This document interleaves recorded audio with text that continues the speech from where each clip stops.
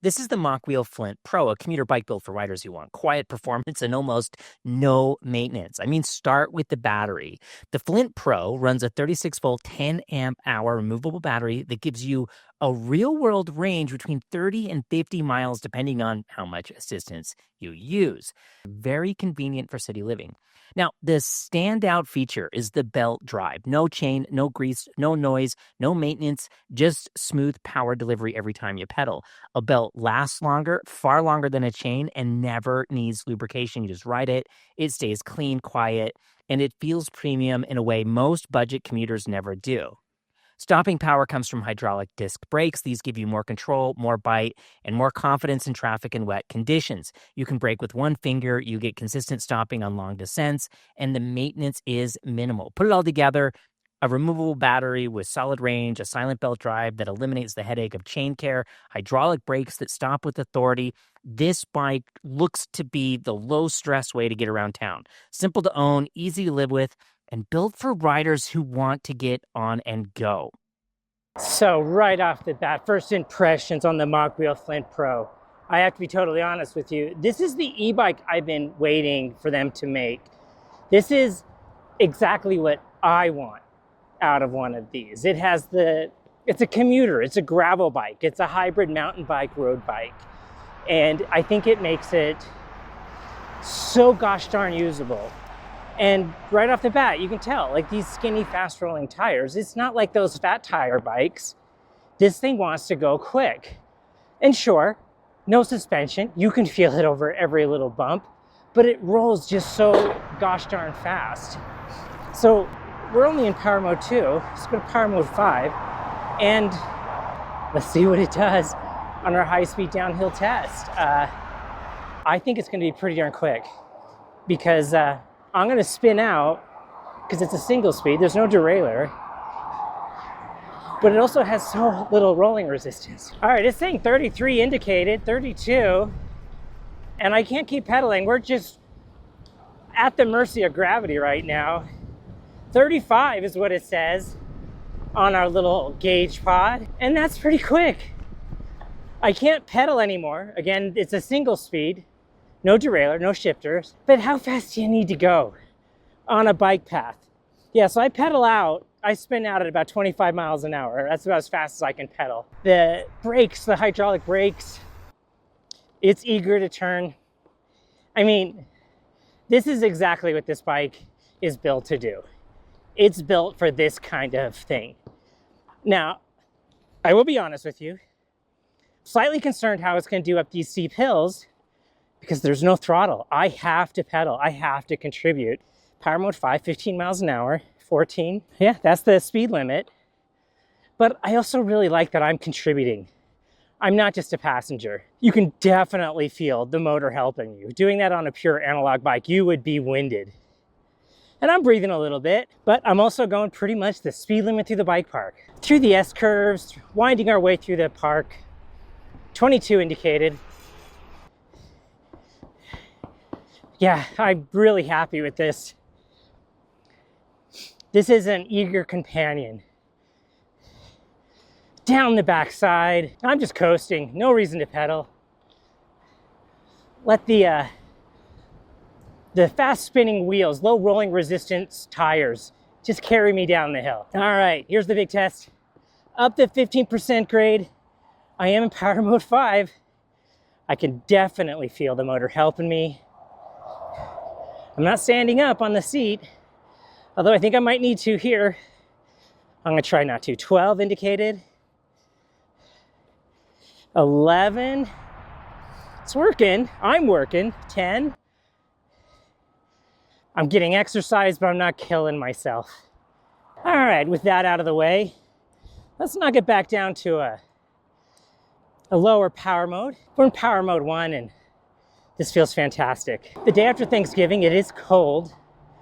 I was eager to go and test it for you before the snow potentially comes tomorrow. Now, let's go through the operation and function of this. It's really simple. Like I said, there's no throttle. You have a switch pod right here. The button up here that you can't see is power on and off. Button here on the side will go us through all our little data points, power mode up and down, and you long press power mode up to turn on the headlight, and it has an analog bell. Not a super loud bell, but that's okay. It's not a super fast bike. I say that I'm going 19 miles an hour. Yeah, to say like I'm in power mode 2 actually. Let's go to power mode 1. Yeah, I can't tell where the power cuts in and off. I have no idea. It seems to be really intuitive no matter what power mode I'm in. The other thing I should mention is I'm 5'7", and this bike is almost a little too big for me. It's right on the edge of that. So this bike is definitely going to favor someone taller. I don't know at this point in time if it's going to come in sizes. Power mode 1 went right up that hill. So it's a little bumpy through here, no suspension. So again, you're riding it like an old school bicycle where you're going to want to get your bum out of the seat before you go over any big bumps. But the seating position, because it's like a gravel bike, kind of mountain bike-esque, you're in the perfect position to do that. You just put the pedals flat, level, horizontal, and stand up a little bit, roll right over any bump. Still in power mode 1, and we're going 25 miles an hour. I don't see any point in doing a speed test per power mode. As of right now, I can't even really tell what the power modes really do. Of course, I am going downhill. Maybe we'll know more once we're in the park. Up the back side of the hill, power mode 1. Definitely slowed down there. I'm gonna have to stand up on the pedals. It's helping, but not helping a lot. I think we're gonna have to do some experimenting on our lap around the park and see if we can really figure out what each power mode does. Into the park. I am going to forego the single track test because that's not what this bike is about. Actually, you know what, I lied. We have to be fair and objective. Let's try it out. Oh, it's bumpy. It's really bumpy. Definitely a stand up on the pedals affair. But the big giant wheels, getting through there without a problem. Nice. Yeah, it did it. The really tall wheel profile helps deal with bumps, right? Because the size of the bump is smaller in proportion in relationship to the size of the wheel, which is why most mountain bikes have really big wheels. Dirt bikes have that really big front wheel. It's to help it roll over bumps.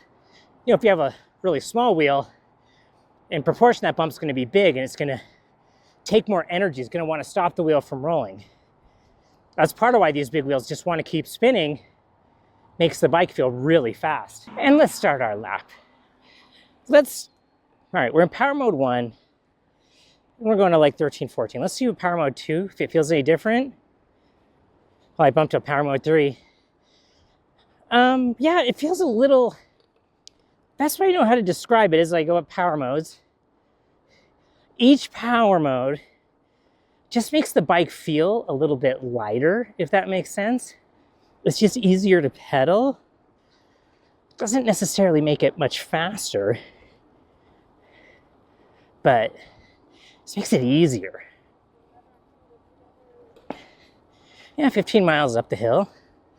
Not breaking any land speed records, but I'm still good with it. Yeah, I'm just really enjoying this bike. Just makes you feel really strong. As it sails down the hill, a bit of a breeze, my ears are getting cold. I mean, 18 miles an hour on the flat. I mean, you can probably hear me breathing, but I'm not huffing and puffing like I'm gonna die. It is weird riding a single speed. I want to downshift into an easier gear going up these hills, but there is no downshift. Now, I know here at Fox Rides, our big thing is we take every bike and we put it through the same loop. But I think today we're gonna have to deviate from that. I don't see any value taking this through the inventory portion of the ride or up the grassy knoll, just because that's not what this bike is for. And we can be assured that it will not perform well in that situation. So we're gonna ride it as intended. Someone said, let's talk a little bit about what makes this bike unique. First off is the belt drive. My gosh, the belt drive. These carbon belts, they last longer than chains. They're silent. They don't need to be lubed. They don't care if they get wet. They're basically maintenance free. Now, the downside of a belt drive is you can't run a derailleur. They have to be single speed. So this is the perfect application for one. It's an e-bike. You don't necessarily need gears and a derailleur. So perfect application. Now, the lack of suspension seems like it's lacking a feature with a lot of the e-bikes that we've been testing, but the reality is it makes the bike lighter.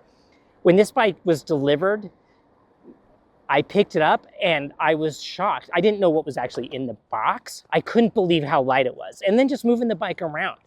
If you have to carry it up some stairs, it's insanely light. Makes it really easy to live with. Now, if you're enjoying this video, I would really appreciate it if you would consider clicking like and subscribe.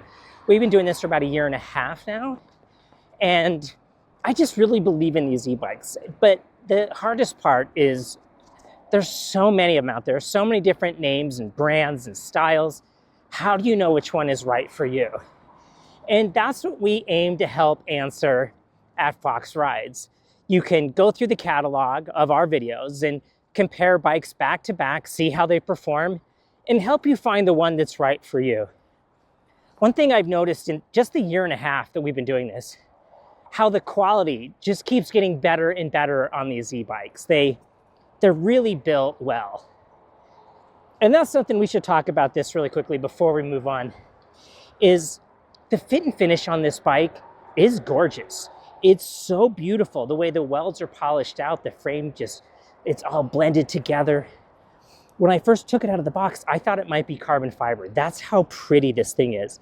And the gray paint, I think, is just stunning. It looks like those Porsches, those gray Porsches you see rolling around.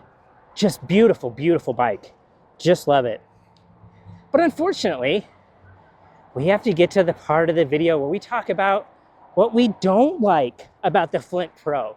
Because as much as I'm gushing about it, there are some things about it that could be improved.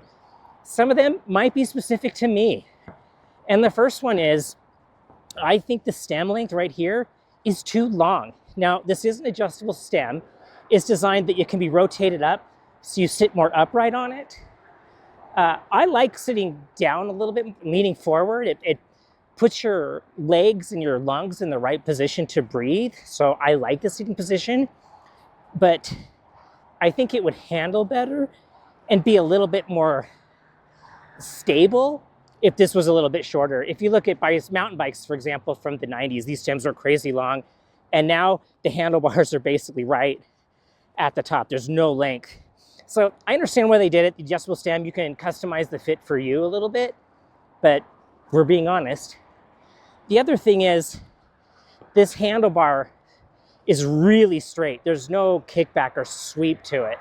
And everybody's biomechanics are different, but I find a handlebar with a little bit more sweep would be a little bit more comfortable. I think if I owned this, I would probably shop for a carbon fiber handlebar to put on here. Carbon fiber helps damp vibrations. And since this doesn't have suspension, I think that would just make the bike significantly more comfortable.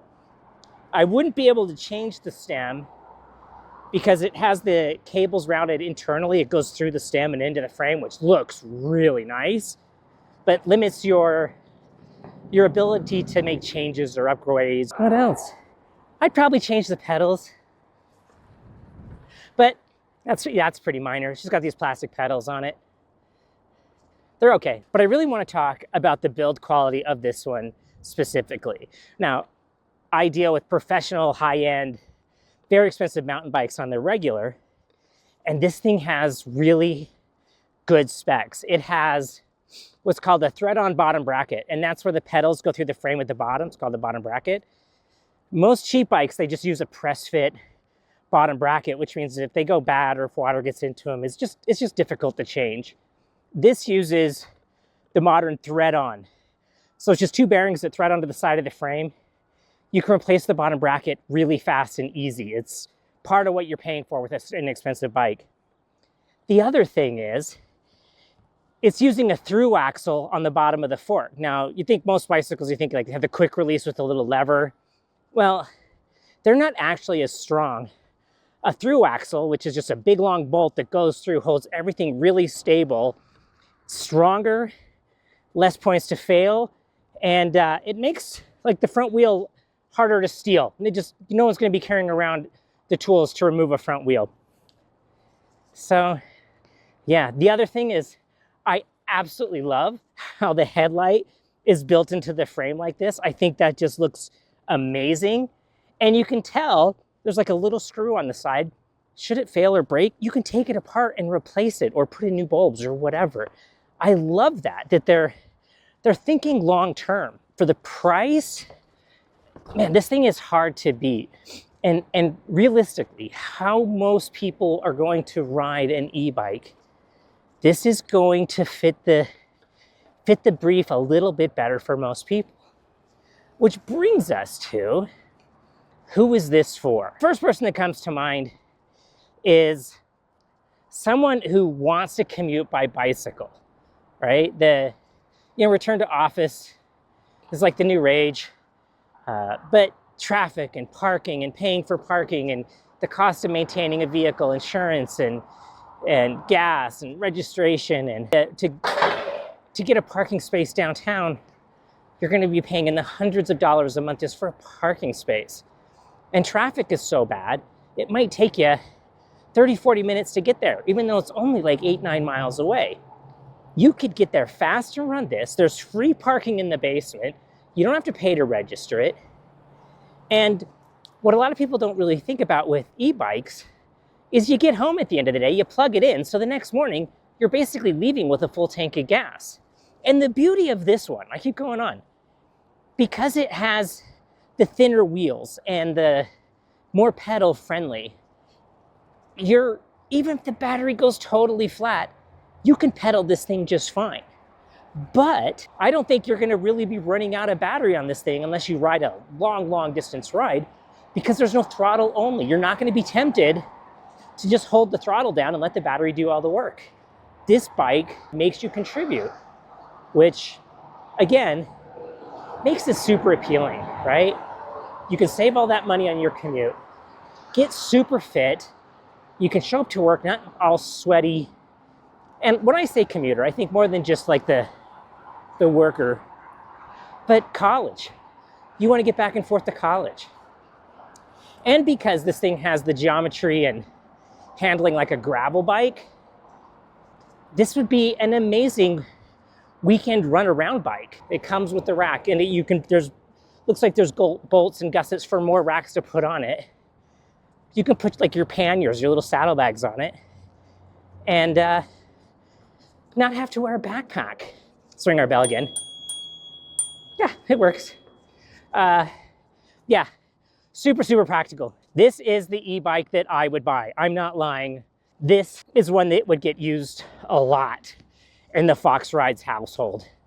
It would be amazing for quick runs to the post office, little jaunts, little runabouts.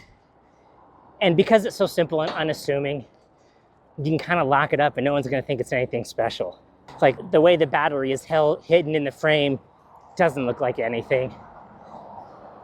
And did I mention how much I love the belt drive?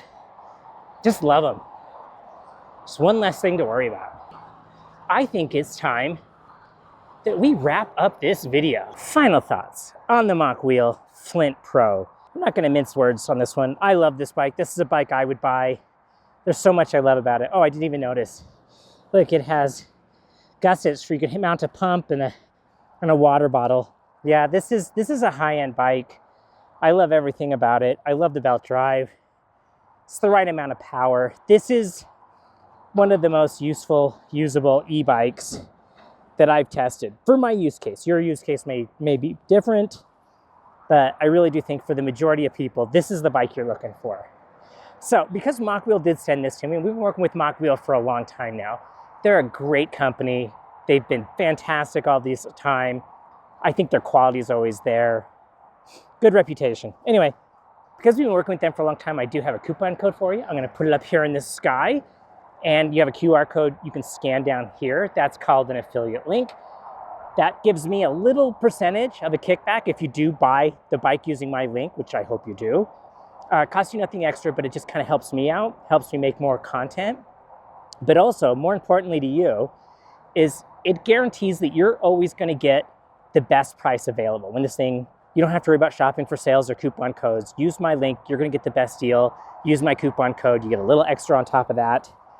And yeah, if you're considering a bike, if you're looking for something like this, a commuter, an all-rounder, something that can just do anything you put in front of it outside of, like, you know, burly off-road stuff, this bike you really should take a look at. Super impressed with it.